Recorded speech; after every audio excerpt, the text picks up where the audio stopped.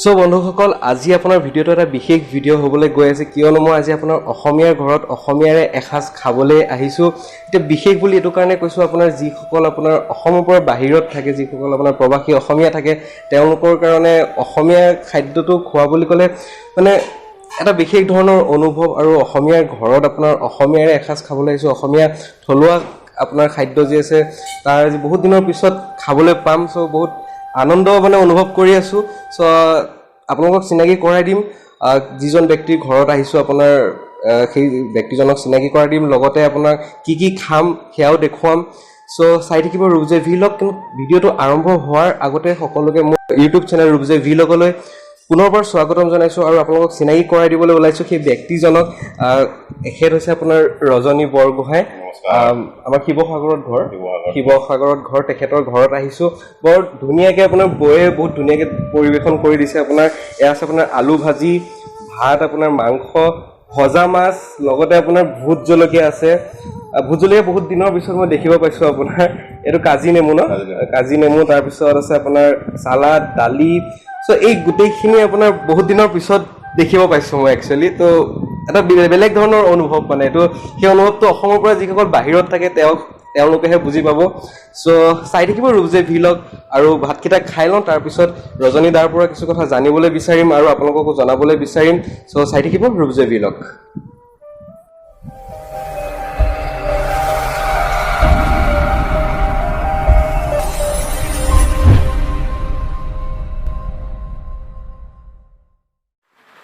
So বন্ধুসকল বয়ে বহুত ধুনীয়াকে আপোনাৰ এসাজ খোৱালে ইমান দিনৰ পিছত আপোনাৰ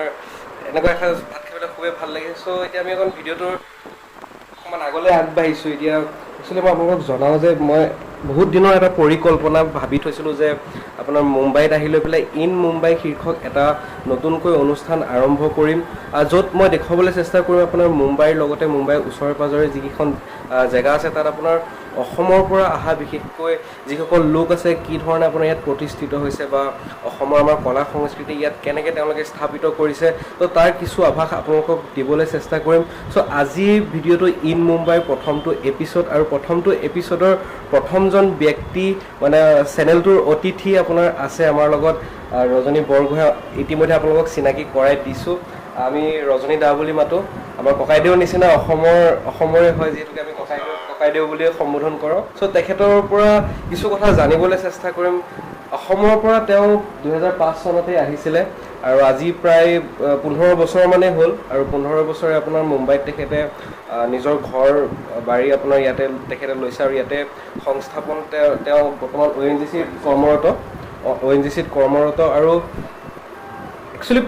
তেওঁৰ লগত মোৰ চিনাকি কেইদিনমানৰ আগতে আপোনাৰ এটা শ্ব' হৈছিলে ছনী টিভিত আমি একেলগে শ্ব' এটাত গৈছিলোঁ আমাৰ অসমৰে হৰ্ষিত নাথৰ এটা গ্ৰেণ্ড ফিনালে শ্ব' আছিলে তাত আমি গৈছিলোঁ তাত তেওঁৰ লগত চিনাকি হ'লোঁ হৈ লৈ পেলাই আমি ভাবিলোঁ যে এটা ভিডিঅ' বনাওঁ আৰু মোৰ আগৰ পৰাই এটা পৰিকল্পনা আছিলে যে মই অসমৰ কিছুমান মানে সংস্কৃতিটো ইয়াত কেনেকৈ স্থাপন কৰা হৈছে মই দেখাবলৈ চেষ্টা কৰিম চ' সেই মৰ্মে আজি এওঁলোকৰ ঘৰত আহিলোঁ এওঁ মোক এওঁলোকৰ ঘৰত এসাঁজ ভাত খাবলৈ নিমন্ত্ৰণ জনালে চ' ভাল লাগিলে বয়ে বহুত ধুনীয়াকৈ মানে আপোনাৰ পৰিৱেশন কৰালে চ' তেখেতৰ পৰা এতিয়া অকণমান কিছু কথা জানিবলৈ চেষ্টা কৰিম চ' কি ক'ব আপুনি আমাৰ অসমবাসী ৰাইজক নমস্কাৰ আমি ইয়ালৈ অহা 15 বছৰ হৈছে 15 বছৰ হৈ গ'ল আমি ONGCত চাকৰি কৰা মৰ্মতে আমি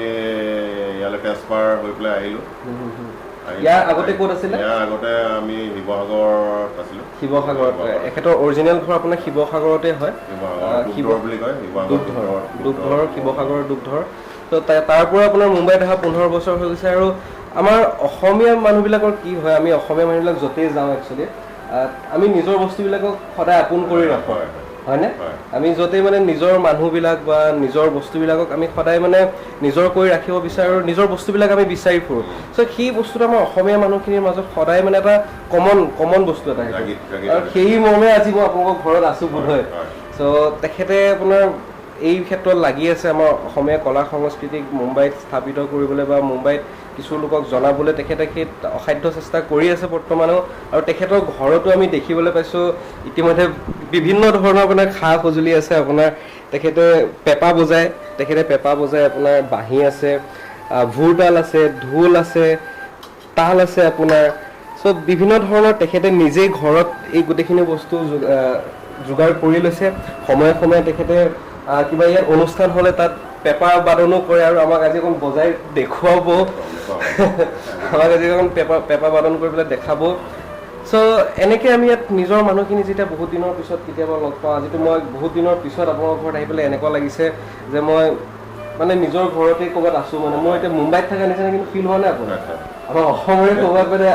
আলহীৰ ঘৰত গৈছোঁ কিবা খাবলৈ ভাত খাবলৈ আমন্ত্ৰণ কৰিছোঁ তেনেকুৱা যেন ফিল এটা হৈ আছে ত' খুবেই ভাল লাগিছে চ' আৰু মানে ইয়াতে আপোনাৰ আমাৰ অসমৰ যিবিলাক কলা সংস্কৃতি আছে বা আমাৰ অসমত ক'ৰবাত যিবিলাক হেৰি আছে আপোনাৰ সেইবিলাক ইয়াত স্থাপিত কৰিবলৈ বহুত লোকে মই যত্ন কৰি আছে ত' তেনেকুৱা ক্ষেত্ৰত আমাৰ অসমীয়া সমাজখনে ইয়াত কেনেকুৱা ধৰণৰ মানে উদগনি জনাইছে বুলি আপুনি ক'ব আমাৰ ইয়াত এতিয়া কলা সংস্কৃতিখিনি আগবঢ়াই নিবৰ কাৰণে কেইবাটাও সংগঠন আছে বহুতো সংগঠন হৈছে প্ৰথম হ'ল আপোনাৰ আসাম এছ'চিয়েশ্যন মুম্বাই এইটো মেইন হ'ল তাৰ লগতে আমাৰ মহিলাসকলৰ 2-3টা অনুষ্ঠান আছে শ্ৰীময়ী মহিলা সমিতি শ্ৰীময়ী মহিলা মণ্ডল বুলি কয় শ্ৰীময়ী মহিলা মণ্ডল এইটো আমাৰ নাভি মুম্বাই আৰু এইটো এৰিয়াতে মানে মহিলাসকলে এইটো কৰিছে আৰু এটা আছে আমাৰ খাৰ ঘৰত কিংখাপ মহিলা সমিতি কিংখাপ মহিলা তেওঁলোকেও এইটো মহিলাসকলৰ এইটো অনুষ্ঠান আৰু আমাৰ আছে বৈষ্ণৱ সমাজ মুম্বাই এইটো আমাৰ বৃহত্তৰ মুম্বাইৰ বৈষ্ণৱসকলৰ যিবিলাক আমাৰ ইয়াত কাম নিকাম হয় গুৰুজনাৰ তিথি জন্মাষ্টমী গুৰুজনাৰ আৱিৰ্ভাৱ তিথি এইসকল যিমানখিনি আমাৰ অসমীয়া মানে সাধাৰণতে যিখিনি অনুষ্ঠান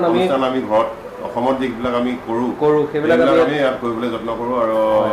যেনেকুৱা আমাৰ অসমত কাৰোবাৰ ঘৰত সকাম হয় কাৰোবাৰ ঘৰত বছৰেকীয়া হয় কোনোবা ঢুকালে তিলনি হয় দহা হয় কাজ হয় এইবিলাক সকলোবিলাক বৈষ্ণৱ সমাজে এইখিনি আগভাগ লৈ পেলাই মানুহক সহায় কৰে চ' আপুনি জানিব দিয়া মতে আমাৰ খাৰগড় যিটো অঞ্চল আছে তাত আপোনাৰ প্ৰায় 100-150 ঘৰৰ ভিতৰত আমাৰ অসমীয়া মানুহ আছে ইয়াত যেতিয়া অনুষ্ঠান এটা হয় আপোনাৰ মানে তেখেতৰ পৰাই মই জানিব বিচাৰিলোঁ প্ৰায় 200-300 অসমীয়া মানুহে একেলগে আপোনাৰ অনুষ্ঠানটোত ভাগ লয় সকলোৱে একেলগে আপোনাৰ প্ৰীতিৰ ভোজ এসাঁজো খায় চ' এটা সুন্দৰ পৰিৱেশৰ সৃষ্টি হয় মইতো আপোনাৰ মুম্বাইত অহা বেছি দিন হোৱা নাই ভাবিছোঁ এবাৰ ঘৰৰ পৰা যেতিয়া দূৰত থকা যায় এইবিলাক অনুষ্ঠানত ভাগ ল'বলৈ একচুৱেলি অসমৰ পৰা যেতিয়া দূৰত থকা যায় নহয় তেতিয়া অসমৰ যিবিলাক বস্তু আপোনাৰ আমাৰ নিজৰ যিবিলাক বস্তু সেইবিলাকৰ প্ৰতি উত্তালটো বেছিকৈ আহে সেইটো মই আহি পেলাই ইয়াত অনুভৱ কৰিছোঁ ইয়াত আহি পেলাই মই সেইটো বস্তু অনুভৱ কৰিছোঁ চ' ভাল লাগিলে এওঁলোকৰ ঘৰত আহি লৈ পেলাই এতিয়া তেওঁ আমাক পূজা দেখুৱাবলৈও লৈ যাব ক'ৰবাত বাচি অসম ভৱনৰ ওচৰতে আপোনাৰ পূজা হয় চ' আমি তাত এতিয়া পূজা চাবলৈও যাম আৰু তেখেতে আমাক য'ত আমি বিহু অনুষ্ঠান পালন কৰোঁ য'ত আমাৰ নাম কীৰ্তন হয় সেইটো ঠাইও মই দেখাম সেইটো কিন্তু এইটো মানে ভাড়াত আমাৰ লৈ পেলাই আমি কামবিলাক কৰোঁ আমাৰ ৰাইজে এটা নিজাকে মাটি বা এনেকুৱা ল'বলৈ যত্ন কৰি আছে নিজাকে ল'ব পাৰে সেইটো চেষ্টা কৰি আছে কিন্তু এতিয়ালৈকে হোৱা নাই আমি এদিন হ'ব বুলি আশা কৰিছোঁ আৰু এতিয়া এইবিলাক যিমানবিলাক পৰিকল্পনা আছে যিমানবিলাক কাম আছে আমি সাধাৰণতে ভাড়া লৈ পেলাই ভাড়া লোৱা কোনোবা ভাড়া ঘৰ বা ভাড়া হল ভাড়া এনেকুৱা মুকলি মঞ্চ এইবিলাক আমি ভাড়াতে লৈ পেলাই আমি এইবিলাক চলাই থাকিবলগীয়া হয় আমিও আশা কৰিছোঁ ভৱিষ্যতলৈ যাতে আমাৰ নিজাকে সেইখিনি বস্তু হওক সেইবিলাক আমি আশা কৰিছোঁ আমাৰ উত্তৰ পুৰুষে আমাৰ এইবিলাক উপভোগ কৰিবলৈ পাব সেইটো কাৰণে আমি যত্ন কৰি আছোঁ যাতে আমি আমাৰ এডোখৰ নিজাকে মাটি হয় নিজৰ এটা ঠিকানা হয় আৰু এইখিনিতে মই আৰু এটা কথা সুধিব বিচাৰিছোঁ আমাৰ অসমৰ পৰা আপোনাৰ আমাৰ নিচিনা ডেকা ল'ৰা যিবিলাক আছে বহুত আপোনাৰ বহুতৰ আশা থাকে যে অসমৰ বাহিৰত যাম গৈ পেলাই কিবা এটা কৰিম কিন্তু কি হয় কেতিয়াবা আপোনাৰ তাৰ পৰা যিবিলাক ডেকা ল'ৰা আহি লৈ পেলাই ইয়াতে আপোনাৰ মানে হেৰাই যায় গোটেই চহৰখনৰ মাজত হেৰাই যায় ক'ৰবাত আৰু তেখেতে আপোনাৰ খালী হাতে ঘৰলৈ উভতি যাবলগীয়া বা কিছুমানে আপোনাৰ কিবা কৰিম বুলি আহে তো তেনেকুৱা যিবিলাক ধৰি লওক প্ৰজন্ম আছে তেওঁলোকক আপুনি কি ক'ব বিচাৰিব যিবিলাক আমাৰ অসমৰ পৰা আহে মানে চাকৰি কৰিবলৈ বা আহিবলৈ বিচাৰে বাহিৰত, তাত বহুতে আপোনাৰ অসমতে নিজাকৈ সংস্থাপন ল'ব বিচাৰে, তো তেনেকুৱা ক্ষেত্ৰত আপুনি আমাৰ নৱপ্ৰজন্মক কি বুলি ক'ব? তেওঁলোকে একচুৱেলি আহি ইয়াত আমাৰ যি আছাম এছ'চিয়েশ্যন আছে, আছাম এছ'চিয়েশ্যনৰ লগত তেওঁলোকে যোগাযোগটো ৰাখিব লাগে। যোগাযোগটো ৰাখিলে তেওঁলোকক কি হ'ব, তেওঁলোকৰ হেল্প হ'ব তেওঁলোকক কিবা প্ৰব্লেম হ'ব, কিবা অসুবিধা আছে, কিবা অসুখ আছে, অসুখ হয়, কিবা হয়, তেওঁলোকে এইখিনি সহায় পাব বুলি মই ভাবোঁ। হয় হয়। চ' আপোনালোকে যদি মুম্বাইলৈ আহিছে নতুনকৈ বা আহিব বিচাৰিছে, আপোনালোকে বাৰু ইয়াত চাকৰিৰ কাৰণেই হওক বা বেলেগ বিশেষ কাৰণতেই হওক যদি আহিব বিচাৰিছে, তেতিয়াহ'লে আপোনালোকে অসম এছ'চিয়েশ্যনৰ সহায় সহযোগিতা ল'ব পাৰে। তাৰ কাৰণে আপুনি কণ্টেক্ট কৰিব পাৰিব, অসম ভৱনতে কণ্টেক্ট কৰিব পাৰিব। তাত তেওঁলোকৰ বিষয়ববীয়া থাকে আৰু এখেতো আপোনাৰ অসম এছ'চিয়েশ্যনৰ আপোনাৰ এজ এ জইণ্ট ছেক্ৰেটেৰী হিচাপে আছে এক্সিকিউটিভখনত। চ' আমিও থাকিম, আমাকো আপোনালোকে কণ্টেক্ট কৰিব পাৰে, আমি যিমানখিনি পাৰোঁ আমি সহায় কৰিম। চ' আমাৰ এটাই উদ্দেশ্য একচুৱেলি কি, মোৰ বিশেষকৈ চেনেলটো খোলাৰ এটাই উদ্দেশ্য যাতে আমাৰ যিবিলাক অসমীয়া হেৰি আছে, অসমীয়া কালচাৰটো আছে বা আমি যিখিনি অসমীয়া মানুহ আছে সেইখিনি বস্তুক আপোনালোকৰ ওচৰলৈ যাতে আমি আগবঢ়াই দিব পাৰোঁ, তাৰে এটা সামান্য চেষ্টা কৰিছোঁ। চ' চাই থাকিব ৰূপজে ভিলগ চেনেলটো, আৰু এতিয়ালৈকে যদি ছাবস্ক্ৰাইব কৰা নাই ছাবস্ক্ৰাইব কৰি ল'ব। আপোনালোকক আৰু দেখুৱাবলৈ চেষ্টা কৰিম। এতিয়া আমাক ৰজনীদে অকণমান পেঁপা বাদন কৰিবলৈ দেখাব, আপোনালোকে উপভোগ কৰক।